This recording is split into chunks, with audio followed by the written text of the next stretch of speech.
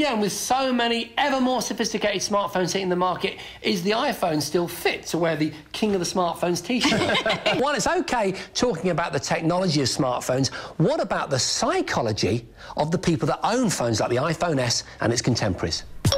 Smartphones are like football teams. You're either a passionate supporter of your particular favourite, or else you couldn't care less. But can people change? Can die-hard fans of a particular smartphone platform really admit that they're perhaps disappointed with their newest device? And what about those that have never had an interest in smartphones, never owned one? Can they be converted? To find out, I enlisted 3 people to take part in a unique experiment.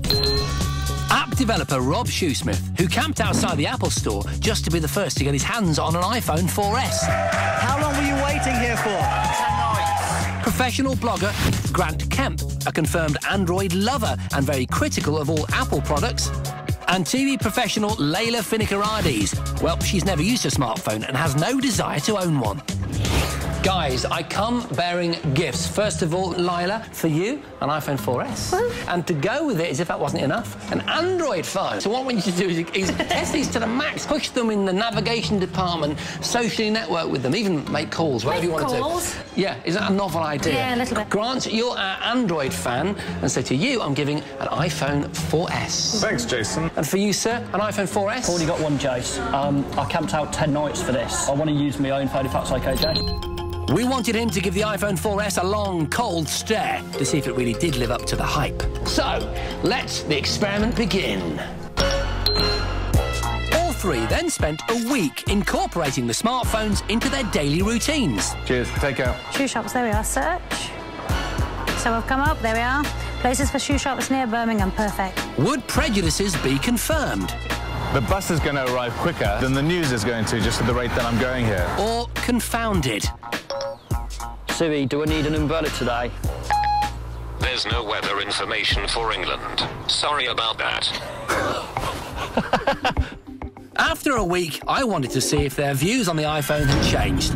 But just in case our stubborn subjects had planned on bending the truth, I invited psychologist and body language expert Jeff Beattie to study them over a video link while I grilled them. First up was Apple lover Rob. Was his passion for the iPhone as strong as ever? I decided to challenge him by pointing out how inflexible the iPhone is. What Android offers is the flexibility to change your phone into any user experience that you want. You can personalise it. The actual Apple iPhone is exactly what I need, and I don't particularly want to customise it. But was Rob telling the truth? After studying the interview, Jeff gave his opinion. Well, from a psychology point of view, Rob is more than just a fan of the iPhone. He's queued for 10 days to get hold of one. And that puts him in a really peculiar psychological state called cognitive dissonance. He has to rationalise why he went to so much trouble. So he cannot bear any attack on the iPhone. There were a lot of hand-to-head movements, an attempt to self-comfort. Now, they started off delicately, just touching the skin, but very soon the hand started moving to the lips, which is a kind of infantile gesture. He was desperately trying to self-comfort. From Rob's point of view, any attack on the iPhone leads to a lot of psychological distress. And when he has to talk about the opposition, that also leads to a lot of psychological distress. All this psychological distress ultimately meant that Rob's real opinion was quite hard to decipher. So we had no choice but to give this win to the iPhone. Next up was Grant Kemp, the dyed-in-the-wool Android user. Had his week with the iPhone changed his opinion? The key thing is that on a day-to-day basis, writing long emails, it isn't the same degree of control. I decided to press him on Android's biggest problem, namely its apps. I've experienced apps on Android that don't work at all. It's a squirmy little thing, it's an afterthought. If you find that people who are using Android a lot and use it as their day-to-day phone, they'll find that there's a lot of really amazing quality out there. Did you honestly commit to using that phone in the way that you would an Android phone? Oh, absolutely. This Android fan didn't give much away to me, but what would Jeff make of his body language? When he's asked about it being a squirmy little thing, just look at his hand movements he makes. The gestures are all in this kind of space here. And when he talks about the Android, what the Android can do, the gestures are way out here, expansive gestures. So what you get here really is a very nice guy talking about, you know, his commitment to using the iPhone. He may have carried it around with him. Did he fully commit to it? I don't think he did. So, Grant's body language talked volumes. He clearly wasn't seduced by the iPhone. So, a win this time for Android. And our first question answered, can die-hard fans of one smartphone ever be convinced to switch to another? Well, probably not. So, it was all down to our technophobe, Lila. She'd just spent a week with both an iPhone and an Android handset. But did either succeed in changing her opinion of smartphones? I haven't needed to use the options that are in a smartphone.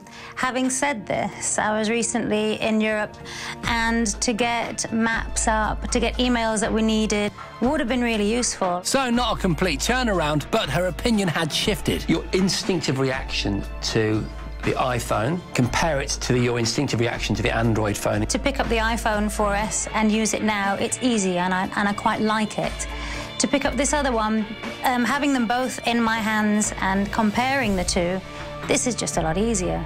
Well, it's interesting that Lila's kind of been asked to give a kind of outsider's perspective on this. She constantly put the iPhone on the right means good, and the HTC device on the left, which means bad.